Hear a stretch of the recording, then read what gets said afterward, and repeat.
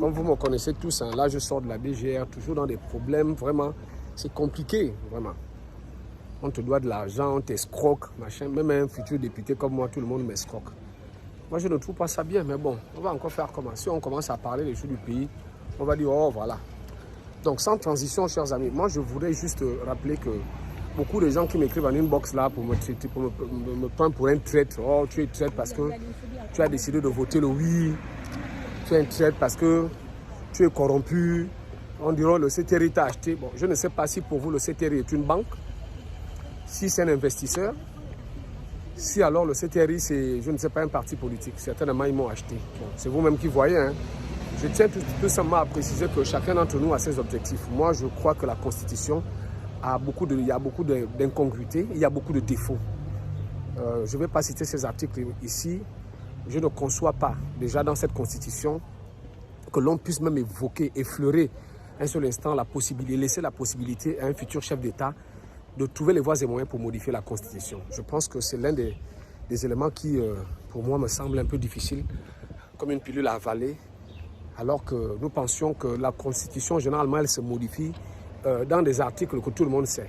La rectification du mandat, le prolongement de mandat, le changement de régime. Si les gens n'ont pas des idées, ils n'ont pas envie de modifier demain, après-demain ou dans 100 ans la Constitution, pourquoi en parler même dans ce texte de Constitution? Donc il y a des éléments qui me déplaisent.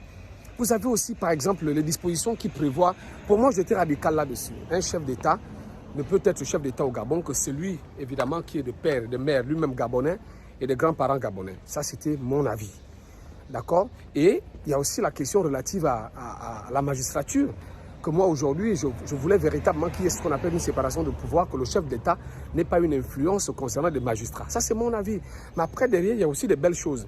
Et je voudrais aussi vous laisser un message en vous disant que je fais confiance à l'avenir. C'est peut-être la différence qu'il y a, la particularité qu'il y a avec moi. Je fais confiance à l'avenir.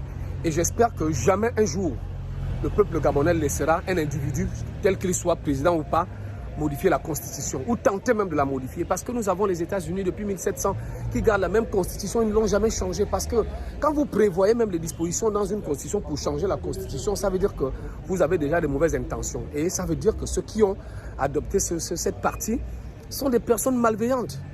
Mais comme on ne peut pas fonctionner sur le Gabon, on doit fonctionner avec les bandits, les acteurs, c'est tout ça qui constitue le Gabon.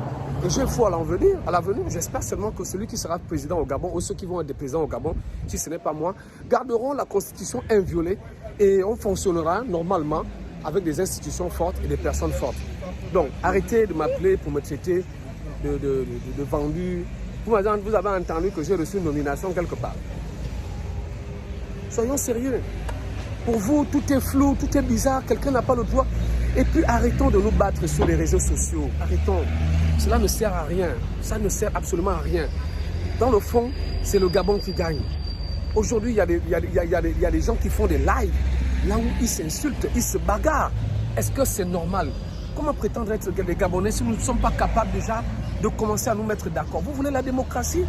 Mais c'est ça aussi le prix à payer pour la démocratie. La diversité culturelle, la diversité politique, la diversité d'opinion. C'est ça qu'on appelle la démocratie. D'accord? Même si certains trouvent que parfois il y a certaines choses qui sont abusées, mais acceptons d'abord le principe établi qui est le principe de la démocratie. Et la démocratie, c'est ça.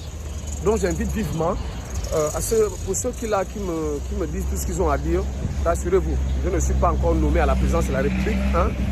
Ils ne m'ont jamais donné le travail. 2, je me débrouille toujours comme toujours. 3, de 4, c'est pas que je n'en ai pas reçu de propositions, mais je garde ma fibre patriotique.